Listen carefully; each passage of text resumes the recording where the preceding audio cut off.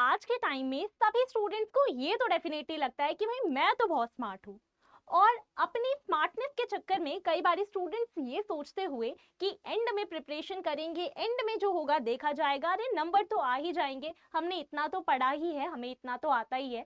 ये सोचते सोचते आप कई महीने वेस्ट कर देते हो, और जब एंड टाइम आता है तो फिर आप ये सोचने लगते हो कि नहीं, थोड़ा बहुत पढ़ लेंगे, बट अब पढ़ें क्या। फिर क्वेश्चन आपके लिए ये अराइज हो जाता है। So hello everyone, welcome to CUD PG अड्डा। This is Priya, your educator and mentor for economics. लेकिन आज मैं बात सिर्फ इकोनॉमिक्स के बारे में नहीं करने वाली, बात मैं करने वाली हूँ उन सभी स्टूडेंट्स के बारे में जिनका अप्रोच कुछ अब लास्ट के 4 मंथ्स में ऐसा होना चाहिए कि अगर आपने अभी तक अपनी प्रिपरेशन थोड़ी बहुत भी की थी, या फिर आपने बिल्कुल भी प्रिपरेशन नहीं की, आपको टाइम नहीं मिला, या कुछ भी रीजन हो, तो आपको किस तरीके की स्ट्रैटेजी को आपको यूज करना है, क्या आपके लिए परफेक्ट स्ट्रैटेजी हो सकती है। ठीक है, लेकिन सबसे पहले ऐसा तो आप लोगों के साथ जरूर होता होगा कि आपको लगता होगा कि ओके, अभी तो पूरा साल है, कर लेंगे स्टार्ट। फिर कुछ महीने बच जाते हैं, लेट्स से 9 to 10 मंथ्स बचे, फिर आप सोचते हो अभी तो 9 to 10 मंथ्स है, ग्रेजुअली हो जाएगा। फिर जब 6 मंथ्स बचते हैं तो कुछ बच्चे जाग जाते हैं, कुछ बच्चों के अंदर ये स्पिरिट आ जाती है कि ठीक है, अब now it's high time, we should start our preparation. कुछ बच्चे स्टार्ट कर लेते हैं, कुछ बच्चों और ज्यादा अलग लेवल के स्मार्ट होते हैं, तो वो सोचते हैं कि हम लोग लास्ट में पढ़ेंगे जब 2-3 महीने बचेंगे। तो फाइनली वो जो स्मार्ट स्टूडेंट्स है वो थोड़ा सा जाग चुके होंगे कि ठीक है, चलिए स्टार्ट कर लेते हैं प्रिपरेशन, क्योंकि ऑलमोस्ट सिर्फ 4 ही महीने आपके सीयूटी पीजी में बचे हुए हैं। तो आप भले ही किसी भी पेपर के लिए अपीयर हो रहे हो सीयूटी पीजी में, इकोनॉमिक्स है, पॉलिटिकल साइंस है, कोई भी आपका सब्जेक्ट है, ठीक है, कोई भी आपका अगर पेपर है जिसके लिए आप अपीयर हो रहे हो, तो कैसी आपको स्ट्रैटेजी बनानी है लास्ट के 4 मंथ्स में, जिसे आप एक स्मार्ट स्ट्रैटेजी कह सकते हो।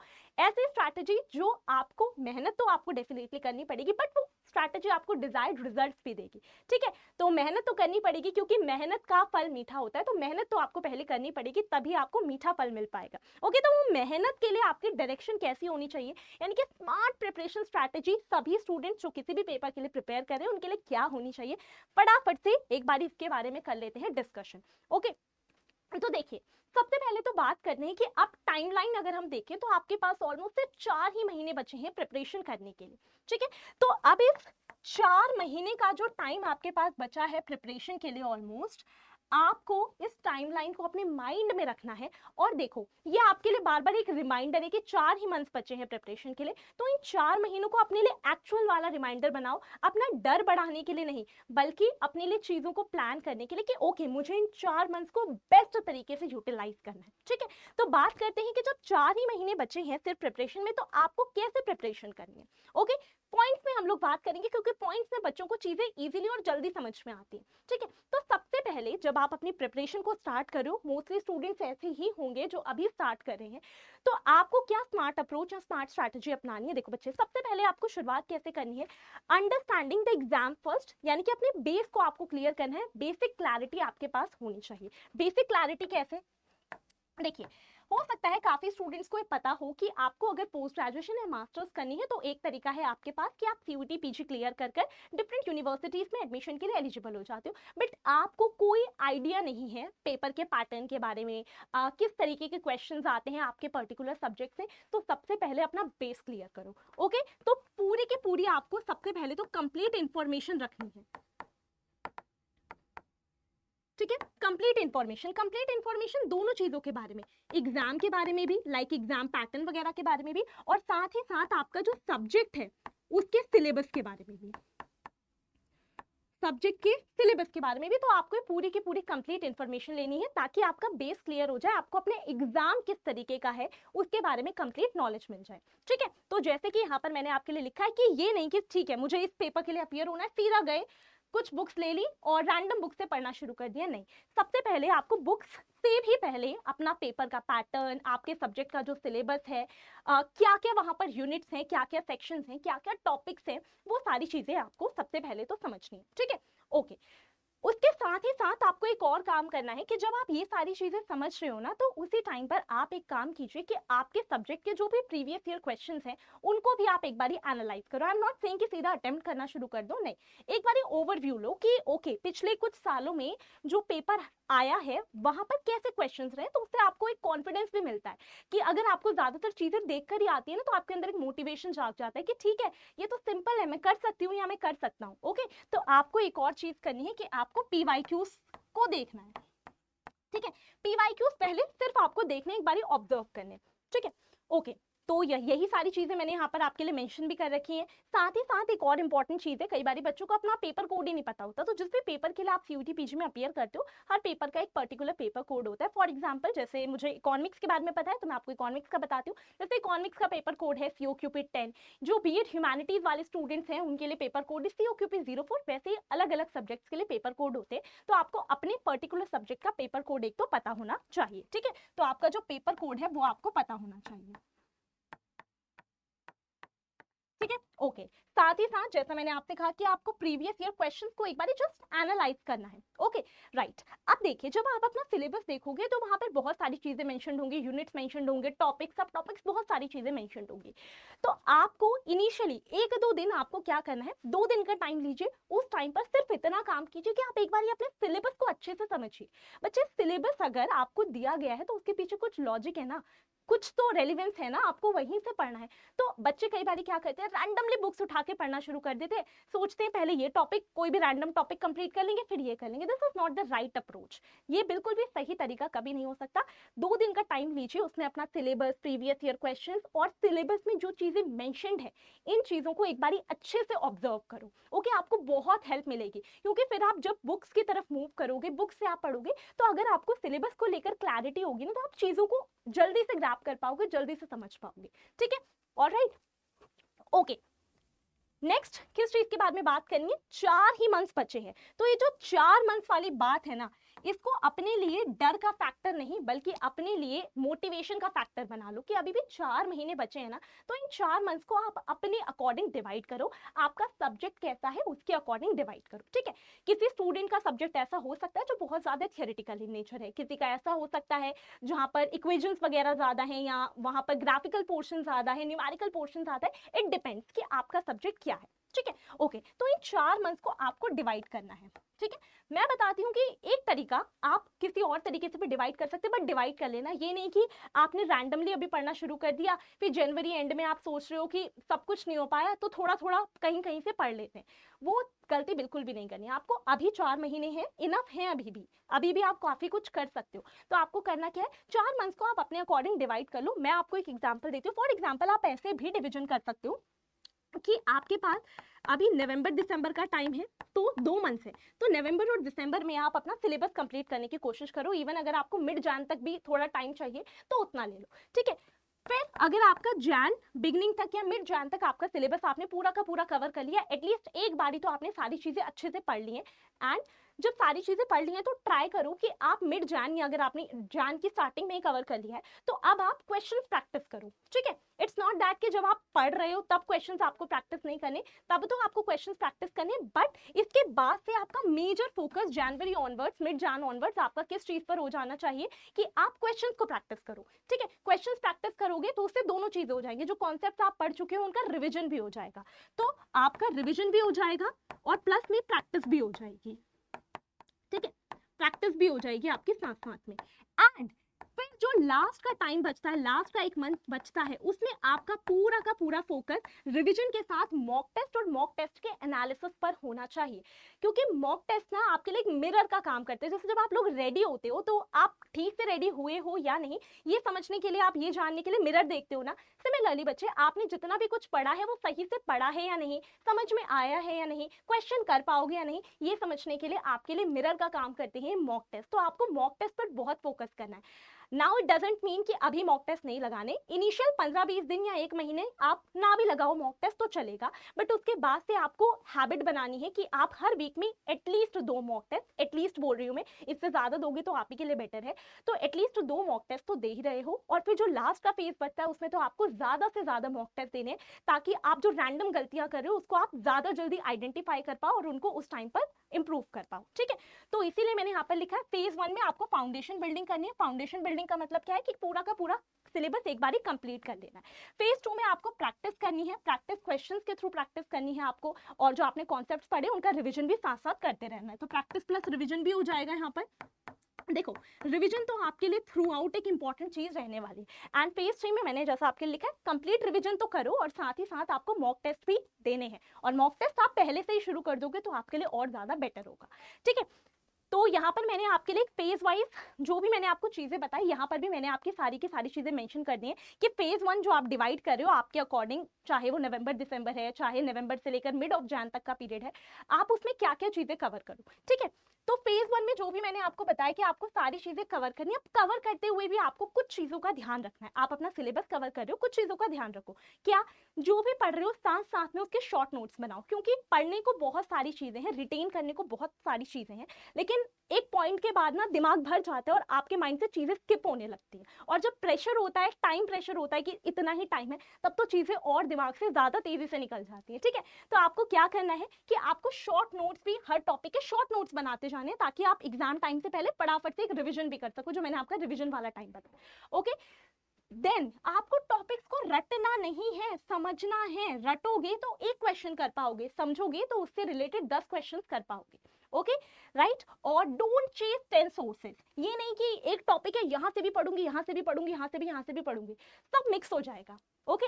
एक सोर्स को फॉलो करो, ऑथेंटिक सोर्स को फॉलो करो, और उस सोर्स को अच्छे से फॉलो करो, उसी का मल्टीपल टाइम्स रिवीजन करो, ठीक है। तो सोर्स एक रखना है, रिवीजन मल्टीपल टाइम्स करना है, ठीक है। तो जब आप फेज 1 में अपना प्रिपरेशन कर रहे हो, पूरी अपना सिलेबस कवर कर रहे हो, तो इन पॉइंटर्स को आपको याद रखना है।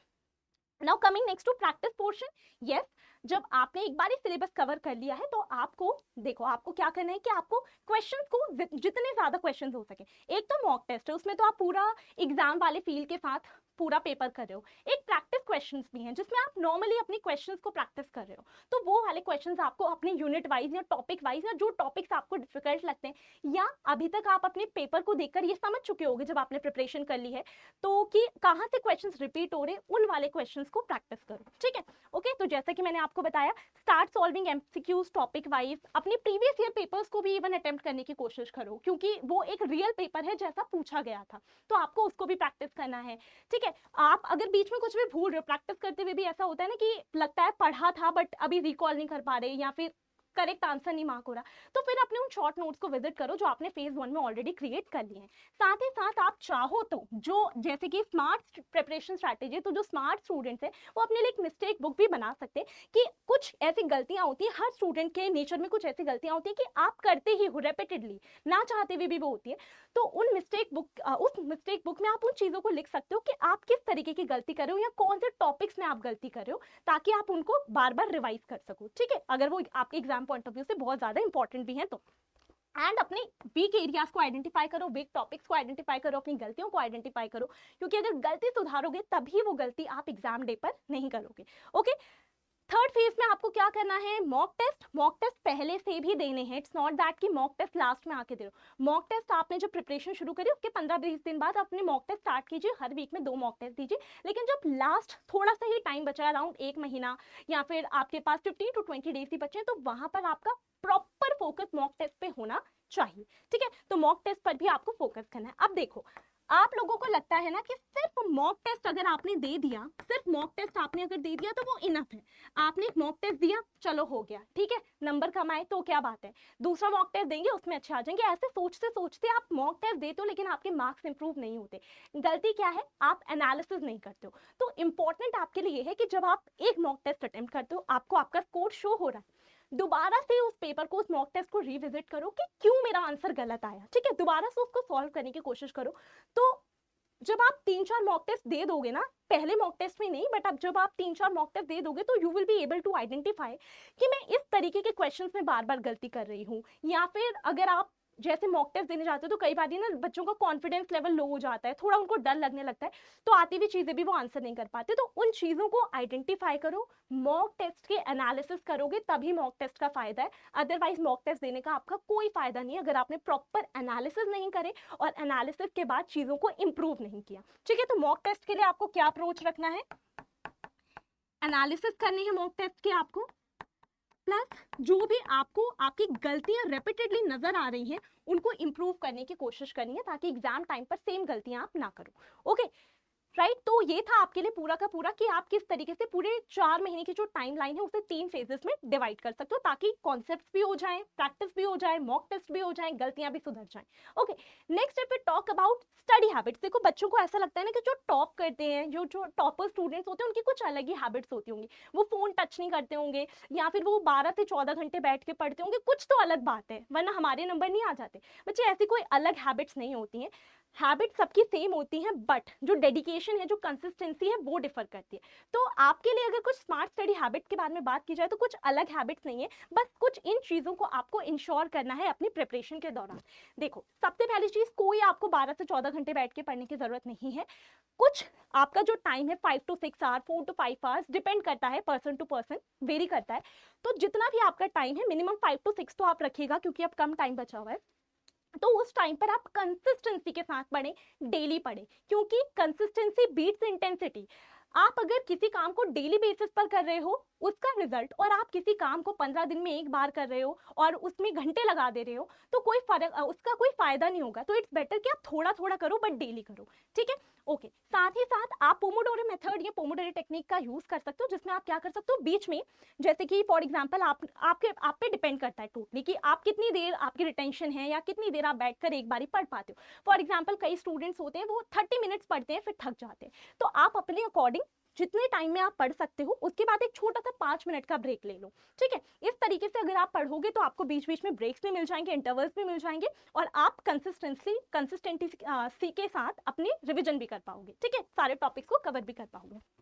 ओके, एंड जब आप ऐसा करोगे ना तो आप ज्यादा बोर भी नहीं होगे, क्योंकि कई बार स्टूडेंट्स कंसिस्टेंसी इसीलिए नहीं इंश्योर कर पाते क्योंकि वो पढ़ते पढ़ते बोर हो जाते हैं। तो आप बोर भी नहीं होगे, आपकी प्रिपरेशन भी हो जाएगी। राइट, उसके अलावा टॉपिक ट्रैकर, तो आप एक सिंपल सी चीज फॉलो कर सकते हो कि आप ना सोने से पहले हर रात आप अपना एक प्लान बना लो कि मुझे कल ये टॉपिक्स कवर करने, मैं भी इस यूनिट पे हूँ, मुझे ये वाले टॉपिक्स कवर करने, मेरा टास्क है, मेरा टारगेट है, मुझे कंप्लीट करना ही करना है। जब एग्जाम आता है ना तो हमारे अंदर की जो इच्छा है पढ़ाई करने की वो दुगनी हो जाती है। जो चीज पहले 6 महीने में भी नहीं समझ आई होती है, एग्जाम से पहले वो हमें 30 मिनट्स में समझ आ जाती है। ठीक है, तो अब आपके लिए ऑलमोस्ट वही वाला फेज चल रहा है, तो आपको भी अपने लिए एक ट्रैकर रखना है कि आप प्लान कर लो मुझे ये करना है, नेक्स्ट डे वो सारे टॉपिक्स कंप्लीट करो। ठीक है, कि 1 रिवीजन डे पर वीक। देखो ये इंपॉर्टेंट है कि आप कॉन्सेप्ट्स को पढ़ो, लेकिन अगर उन कॉन्सेप्ट को आपने पढ़ा लेकिन रिवाइज नहीं किया तो एग्जाम टाइम आते आते आप सारी चीजें भूल जाओगे। तो आपको अपने स्टडी प्लान को कुछ इस तरीके से बनाना है कि स्टडी प्लान में आपने एटलीस्ट एक दिन तो रिवीजन का रखा ही हो।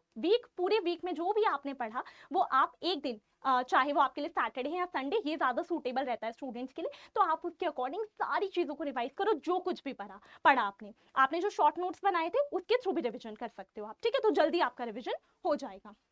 ओके, और अपनी प्रोग्रेस को रिकॉर्ड करो। अगर आप कुछ अच्छा कर पा रहे हो, आपने कहीं इंप्रूव करा, तो उससे आपका कॉन्फिडेंस भी बिल्ड होगा। Okay, resources to use, resources के बारे में बच्चे पूछते रहते हैं हमें क्या क्या रिसोर्सेज यूज करने चाहिए। तो सबसे पहला रिसोर्स तो आपके लिए आपका सिलेबस है। ठीक है, की रिसोर्स है, तो आप एनटीए की वेबसाइट, जो सीयूटी पीजी वेबसाइट है एनटीए की, वहां से जाकर अपने रिस्पेक्टिव सिलेबस को, अपने सब्जेक्ट का जो रिस्पेक्टिव सिलेबस है उसे डाउनलोड कर सकते हो। फिर उसके बाद आपके लिए जो आपके प्रीवियस ईयर क्वेश्चन है वो एक की रिसोर्स है, तो आप उन पर भी कंप्लीटली रिलाई कर सकते हो। साथ ही साथ अगर आपकी जो ग्रेजुएशन है वो उसी सब्जेक्ट में हुई है जिसमें आप अपनी मास्टर्स करना चाहते हो, तो उस सिचुएशन में जो इवन ड्यू से स्टूडेंट्स अपनी ग्रेजुएशन करते हैं तो वो वाली बुक्स भी काफ़ी ज़्यादा हेल्पफुल रहती हैं। तो ग्रेजुएशन वाली जो आपकी बुक्स हैं वो भी आपके लिए यूजफुल रह सकती हैं। साथ ही साथ मॉक टेस्ट भी आपके लिए एक इंपॉर्टेंट रिसोर्स है। कैसे, जैसे मैंने बताया, एनालिसिस करोगे, गलतियां समझ में आएंगी, उन्हें इंप्रूव करोगे, तो वो भी आपके लिए एक रिसोर्स बन जाएगा। और मॉक टेस्ट में भी बहुत सारे क्वेश्चन होते हैं, तो वहां से भी आपकी बहुत ज़्यादा प्रैक्टिस हो जाती है। इवन कई बार आप ऑप्शंस के थ्रू भी रिवाइज कर सकते हो कि ओके ये वाला उस टॉपिक से रिलेटेड था, ये वाला उस टॉपिक से रिलेटेड था। ठीक है, एंड लास्ट थिंग इज, जो सभी स्टूडेंट्स को इस टाइम पे चाहिए ही चाहिए होता है, मोटिवेशन। तो मोटिवेशन भैया आप लोगों के लिए क्या है? मोटिवेशन बच्चे यही है कि हमेशा क्वालिटी मैटर करती है क्वांटिटी से ज्यादा। तो आपको ये नहीं सोचना कि हमें बस पढ़ते रहना तब हो जाएगा, नहीं, एक टाइम के बाद आप एग्जॉस्ट हो जाओगे, बोर होने लगोगे, आप नहीं पढ़ पाओगे। तो आपको क्वालिटी को मेंटेन करना है। क्वालिटी आप कैसे मेंटेन कर पाओगे? कंसिस्टेंसी के साथ। डेली पढ़ो, थोड़ा थोड़ा पढ़ो, लेकिन डेली पढ़ो। ओके, तो ये आपके लिए एक मोटिवेशन होना चाहिए, ठीक है? Stay motivated, stay consistent. तो अपनी डेली प्रोग्रेस में बिलीव करो। आप जब भी कुछ अच्छा कर पा रहे हो तो उसके लिए अपने आप को अप्रिशिएट भी करो। कई बार ऐसा होता है कि बच्चों का ध्यान सिर्फ इस पर रहता है कि मैंने सोचा था हो नहीं पाया, तो आप डिमोटिवेट हो जाते हो और आगे भी नहीं पढ़ पाते हो। तो इट्स बेटर कि जब आप पढ़ रहे हो और आप कुछ अच्छा परफॉर्म कर रहे हो, तो उसके लिए अपने अंदर आप एक मोटिवेशन रखो कि ओके मैंने इतना कर लिया और आगे का भी हो जाएगा, ठीक है? तो ये था आपका पूरा का पूरा डिस्कशन। एंड में आपके लिए, आपके मोटिवेशन के लिए एक लाइन है that CUET PG is not about early starters, it's about consistent finishers. जो मैं आपको थ्रू आउट सेशन बोलती आ रही हूँ कि इट्स नॉट दैट कि जिसने जल्दी शुरू करा वही क्लियर कर पाएगा, नहीं। अगर अभी भी आप कंसिस्टेंट हो जाते हो तो आप भी क्लियर कर सकते हो, वो भी अच्छे स्कोर के साथ अच्छी यूनिवर्सिटी में एडमिशन ले सकते हो। ओके, तो ये था बच्चे आपके लिए पूरा का पूरा डिस्कशन। एंड ये वो मिस्टेक्स हैं जो आपको बिल्कुल भी नहीं करनी है, बट स्टूडेंट्स करते हैं। जैसे कि आपका ऑफिशियल सिलेबस आप इग्नोर कर देते हो, रैंडम टॉपिक वाइज पढ़ने लग जाते हो, नोट्स प्रिपेयर नहीं करते हो, रिवीजन को स्किप कर देते हो, मॉक टेस्ट को इग्नोर करते हो, लास्ट में स्टार्ट करते हो। बिल्कुल ये नहीं करना। और अपनी परफॉर्मेंस को दूसरों के साथ कंपेयर करते हो। हर इंडिविजुअल अलग अलग होता है, सबकी कैपेसिटी अलग है, सबकी समझने की क्षमता अलग है। तो आपको अपने पे फोकस करना है, अपना काम करना है, ना कि दूसरे ने कितना कर लिया है और मेरा ज्यादा रिमेनिंग है, ये सब सोचना है, ठीक है? तो ये मिस्टेक्स आपको बिल्कुल भी नहीं करनी है। And this was the complete discussion कि क्या एक स्मार्ट स्ट्रैटेजी हो सकती है आपके लिए इन लास्ट के 4 महीनों में। ओके, तो कंसिस्टेंसी बनाए रखोगे तो डेफिनेटली 4 महीने में भी आप लोग अपने एग्जाम को क्लियर करने लायक अच्छे से पढ़ाई कर पाओगे। ओके, अपार्ट फ्रॉम दैट जितने भी स्टूडेंट्स प्रिपरेशन कर रहे हैं बच्चे, आपकी कोई भी क्वेरीज हैं तो आप यहाँ पर मेरे साथ मेरे टेलीग्राम चैनल पर भी कनेक्ट कर सकते हो। तो ये मेरा टेलीग्राम चैनल का स्कैनर है, यहाँ पर आप स्कैन करके टेलीग्राम चैनल ज्वाइन कर सकते हो। ओके, एंड उसके अलावा आप में से जितने भी स्टूडेंट्स ऐसे हैं, आपके लिए CUET PG के डिफरेंट कोर्सेज बैचेस यहाँ अवेलेबल है। लेकिन जितने भी स्टूडेंट्स ऐसे हैं जो इकोनॉमिक्स के लिए पर्टिकुलरली अपीयर करना चाहते हैं, इसके लिए प्रिपरेशन करना चाहते हैं, तो बच्चे आपके लिए यहाँ पर इकोनॉमिक्स के स्टूडेंट्स के लिए चाणक्य सुप्रीम बैच जो लेटेस्ट बैच है अभी, वो अवेलेबल है। तो जितने भी स्टूडेंट्स इकोनॉमिक्स के हैं, आप यहाँ पर इस बैच में एनरोल कर सकते हो। Okay, and thank you so much. ये था पूरा डिस्कशन। तो थोड़ा मोटिवेटेड रहिए, कंसिस्टेंसी बनाए रखिए, सब कुछ हो जाएगा। सोचते रहोगे तो कुछ नहीं होगा, अगर एफर्ट लगाना शुरू कर दोगे तो डेफिनेटली आपको रिजल्ट में मिलेगा। Thank you so much everyone.